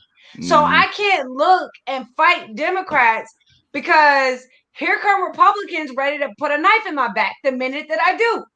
So it makes it like I cannot turn my back on you for a hot second, or you're going to be on some Anglo-Saxon shit in like 5 minutes if you're not properly watched. Like that is not a situation that I want to walk into, first and foremost, because to us, to Black people at least, vouching for someone means something. You know what I'm saying? Like it actually, it has a weight to it. Sure. So I am not going to go and be like, hey, come over here, join the Republicans. It's cool when I know when they get over here what the fuck they're going to run into. So for white conservatives, I tell them all the time, go to your local party. Go to your local. Don't worry about convincing us. We have good Black conservatives that will go in and convince us. We got the arguments. We got the fight. What we need is to not have white Republicans and conservatives and libertarians, whatever, stabbing us in the back when we go to do it. Like I don't need people to fight for me. I'm very capable of fighting myself. Just stop giving me another fucking enemy on my plate. Sure. And that would go a long way to being able to help people. And it also will go a long way to the Black people that show up to help, but get run off. If they have a white Republican, a white conservative, or a white libertarian that's there, and it's like, no, you're not going to run them off. You're going to listen, and we're going to have this discussion. If that is present and that conversation is pushed, you've done your job. Okay. Like we're not cowards. We're not weaklings. We're not victims. We don't need you to fight for us. But what we need is just make sure we're not getting stabbed in the back while we're doing it. Understood. But it's just you can understand how you can go and make partnerships. You can go and make friendships. Go and fellowship. Right. Like do all those things. I'm not trying to persuade you not to. Please do all those things. Yeah. Show them that nice white people exist. Please do that. But if you're gonna ask me what I need most, get your cousin in there. Get them and tell them that they need to put them in line. Understood. No, because I know at least have a debate. At least have a conversation. Right. You know Make what I'm them saying? think. Yeah. They might not take it from me. I don't know why, but they might not take it from me.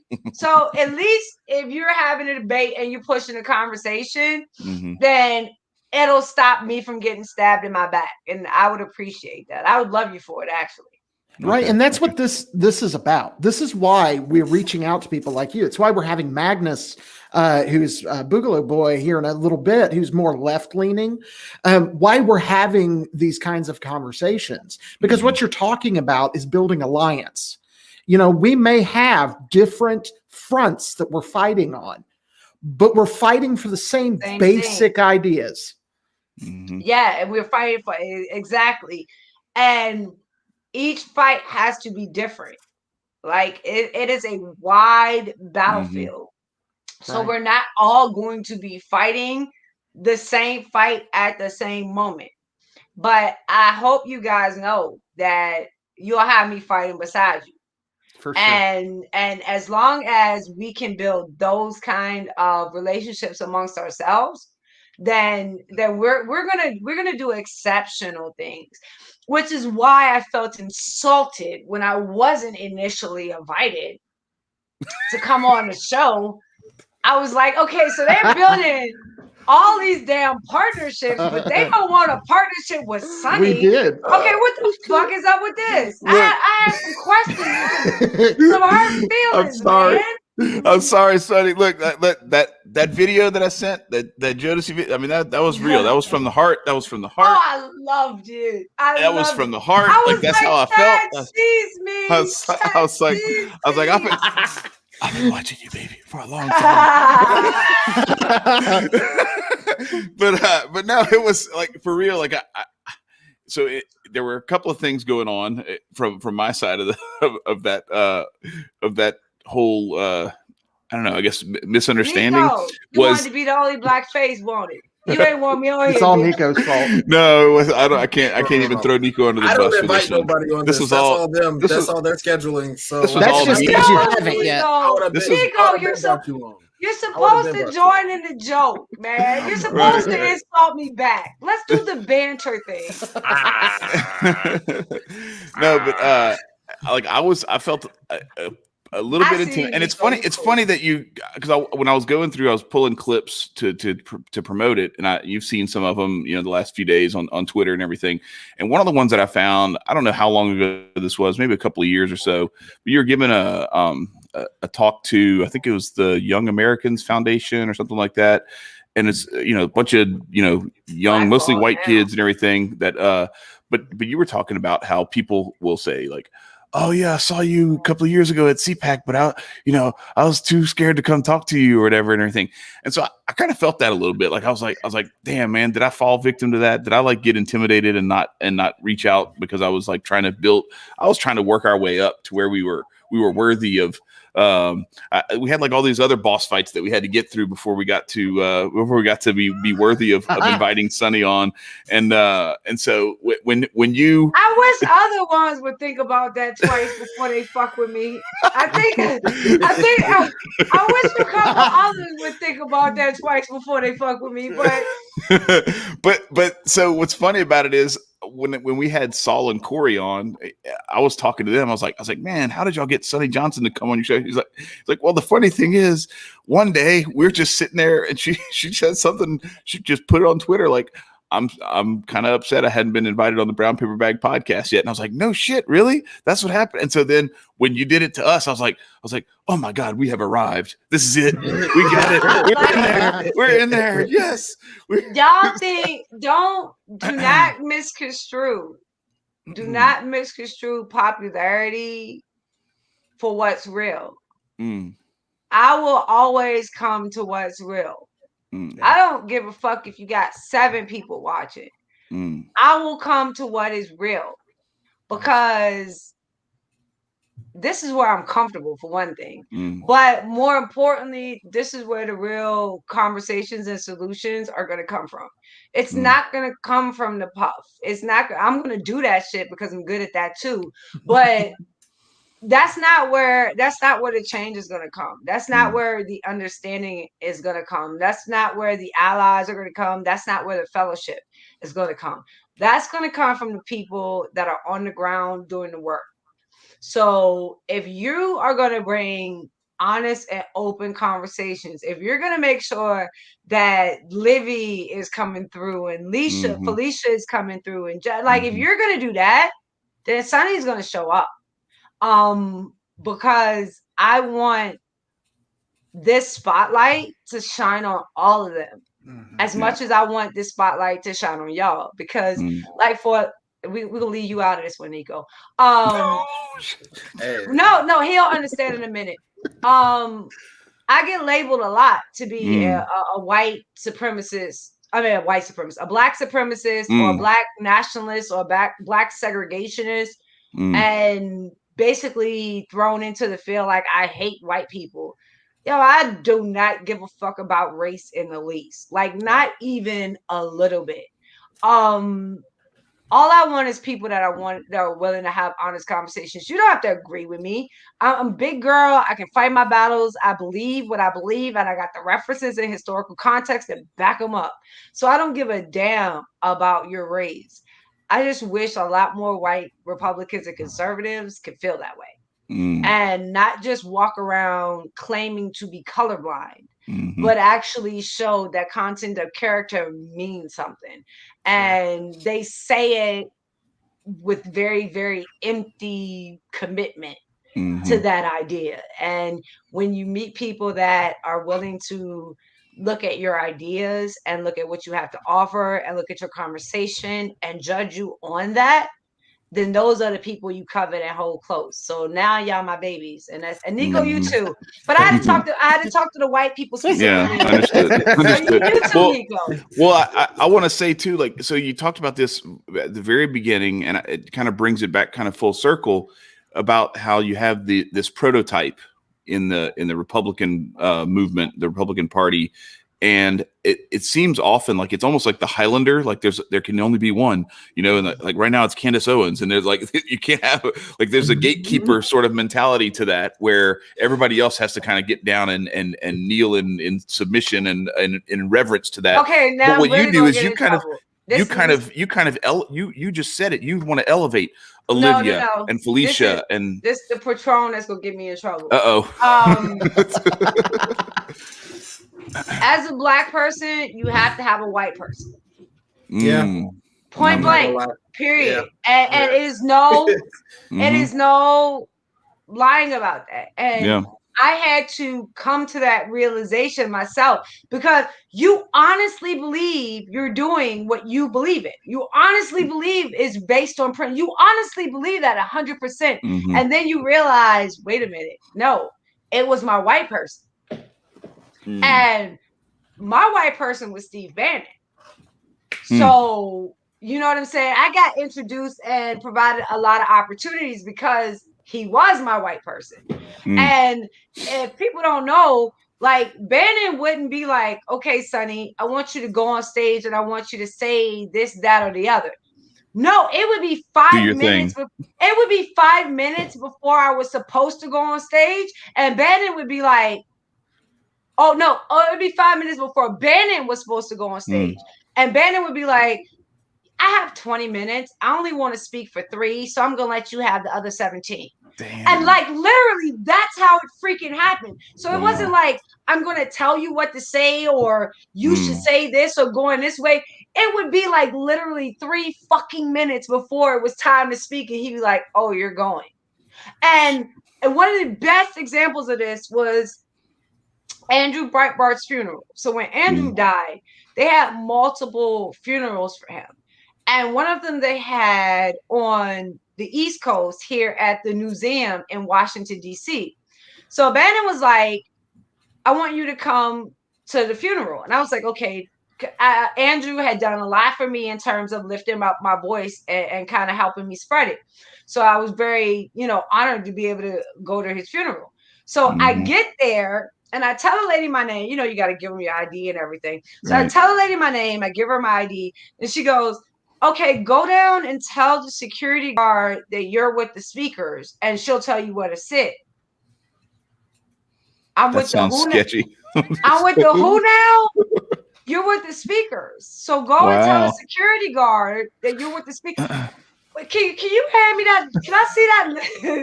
Can I see that list for a second? Because no one asked me to speak. I was just invited to come.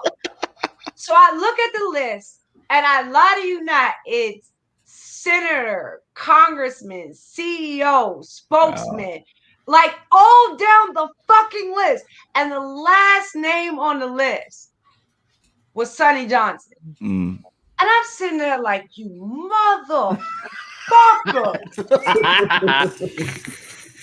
like seriously, like, I was not like in the mood, prepared at all. So I'm getting there and I'm like, all right, the fuck am I going to say? And I'm like trying to jot down things while other people are talking.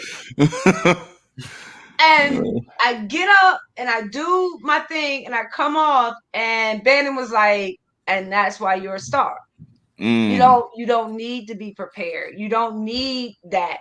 You know instinctively what needs to be said. Now you gotta trust that. And then he fucking walks away. And I'm like, you motherfucker. Like it is hilarious. So Brandon never treated our relationship like he was my white person, because it was always based on me. Like, you can never go back and look at something I did that I regret saying or didn't shape the way. No, everything was me. But if it wasn't for him, I would not have gotten to the spots that I got into. And that is real and true. And you have to have a white person. So that is the way it is kind of designed at the moment. And I really, really hope to break that. Yeah, no shit. So I'm curious, Chad, do we have a Jew? Because for white people, because I'm thinking, okay, I want some of that shit too. And I was like, well, Adam gave us that. Adam was our Jew. For white people, we have Jews. Black people, and I guess it depends on where you're going too. Like sometimes that's why I was asking about the stuff, because sometimes you go into certain situations and it's like, all right, like I'm the only white guy here, because I do that a lot with like the basketball league that I coach with my boys and everything. Like, we're the only white people in the gym on a lot of days, and like I understand and I respect like where I am and I don't. But it's once you kind of build to where like you get that respect from people. I don't know. I guess I have some black people who like they kind of touch me on the shoulder and give me the anointing or whatever. They're like, it's okay, he's cool. You know, he's cool. Yeah, well, when I start cussing at and making fun of you like a brother or sister, you cool with me. You know what I'm saying? Nice. You cool with me. I don't want to play that identity politics. I don't want the separation between us. I don't want that. But it cannot come at the cost of me ignoring my community. It cannot come at the cost of me ignoring my culture or my faith or my history. Like, that is too much of a price to pay. But if you're going to give me love, and if you're going to give me alliance, and if you're going to give me that voluntary interaction, give a fuck what color you are. I'm going to take it. And I'm going to love you back with the intensity of the love that you've given me. And I will make sure that I am a person that is worthy of it. You know what I'm saying? And I will hold myself to that account and to that standard. But like I said, I'm not going to do it at the expense of the black community. I'm not going to do it at the expense of talking about black ownership or black equity or black entrepreneurship. That's what I love about you, is that when you went and taught, when you had that opportunity to go, because I remember when you said, you're like, pray for me on Twitter. And I was like, I don't know what the fuck I'm praying for, but Sonnie said she needs us to pray for her. I'm praying for Sonnie because I don't know what's going on, but it's got to be heavy. And then I saw later on that day, I was like, oh shit, she was sitting there and you gave it to him. You know, you didn't hold back, and I love that, because it was an opportunity to, you know, potentially, you know, play it soft and, you know, have a nice, you know, cordial, you know, conversation, and you were just like, no, some shit needs to be said, and this is the forum to say it. So here we go. I always assume that I'm 1 second away from getting blackballed again. So it's like, might as well get your shots off. Why the fuck hold it back? You know what I'm saying? If I'm going to get blackballed, let's be Sonnie on 1,000 when we do it. You know what I'm saying? Like, what the fuck is the purpose of getting blackballed and you was only 15%? Nah, I want to be 1,000% and get blackballed. Go out like Mahmoud Abdul Rauf. At least then I know that whoever comes after me, their feet are going to feel that fire, that scorch that I left. And it won't be forgotten because you want it to be.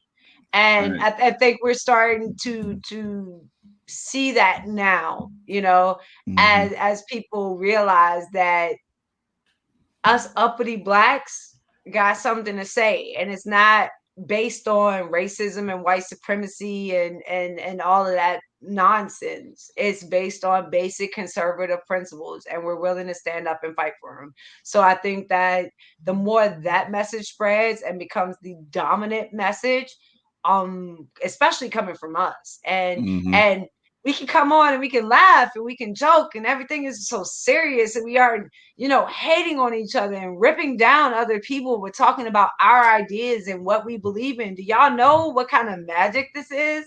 Tell And me how about it. in 5 years ago, this didn't exist. And to look at a lot of people say it must be hard. No, it was hard 5 years ago.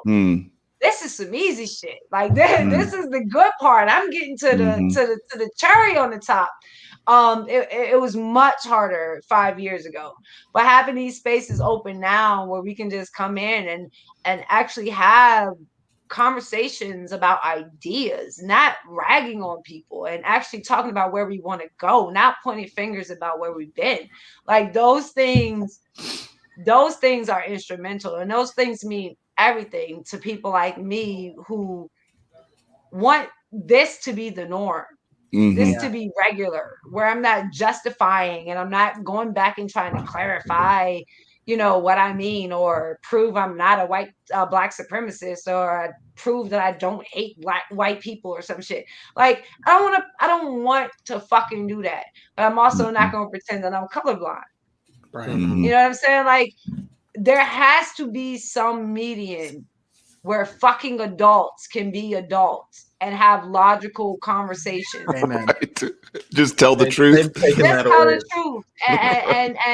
And even more so, trust your fellow American citizens to take that journey with you.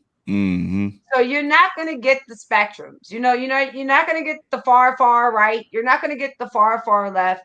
But can you trust that there is enough sanity left in America in the middle that we can get that?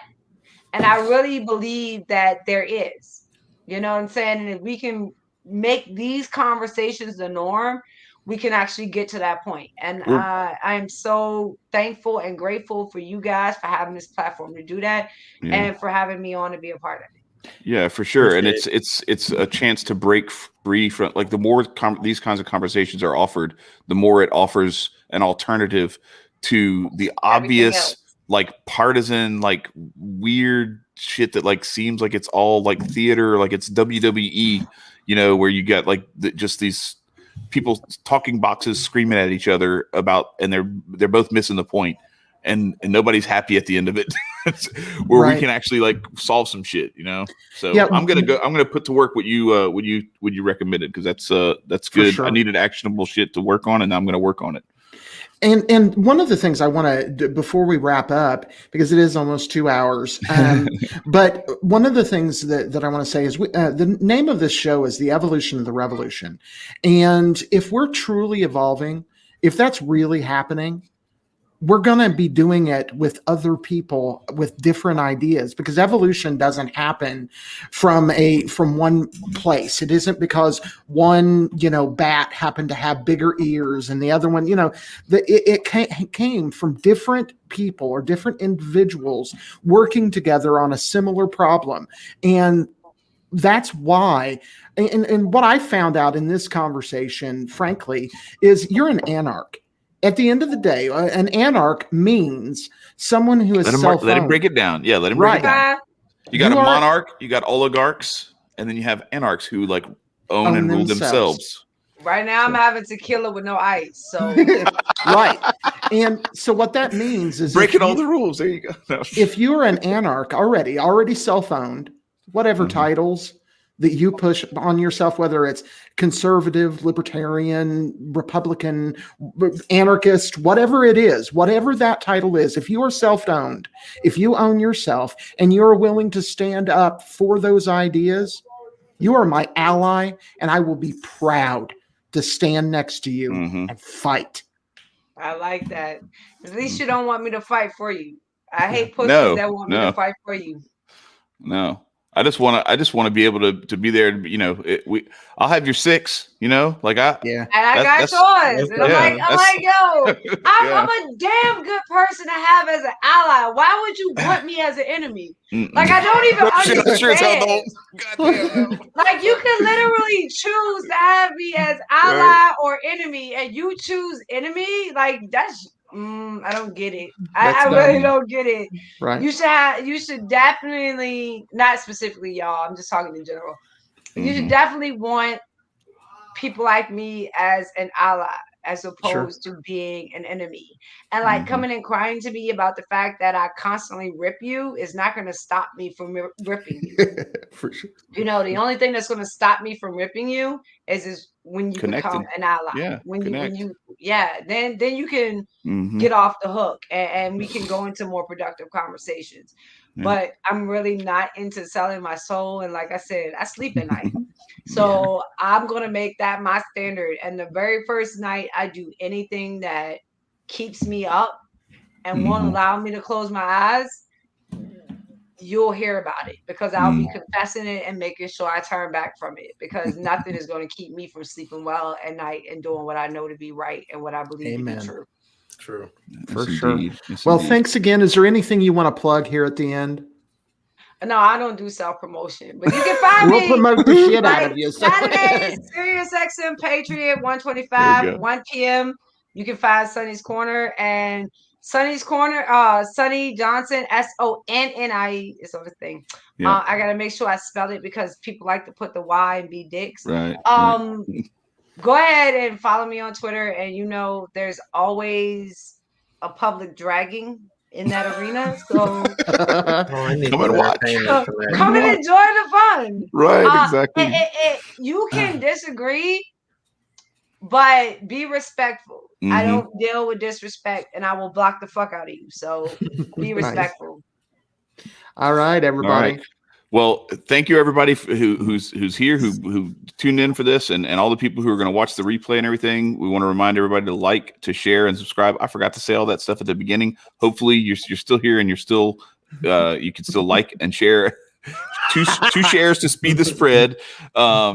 Subscribe to our Patreon. Don't forget about that. Become a patron and join the Anarch chat. We have that great conversation on Telegram at the $5 level, and then also we got the Teespring store where Marcus has all of his really good shirts. I didn't wear one of our shirts. I wore this one because I thought this was the perfect shirt to wear for this because it's all about helping your local neighborhood, your local community. We want to make the hood great again, but we want to also realize the progressives created the hood. So if we can destroy that idea, it'd be great as well.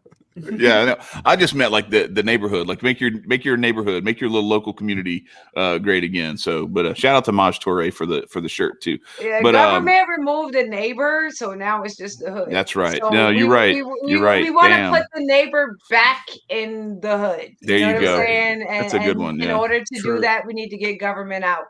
Mm-hmm. So I talk a lot. You know what absolutely. No, hey, no, that was beautiful. That was awesome. They took the neighbor out of the hood, and that's exactly where we are.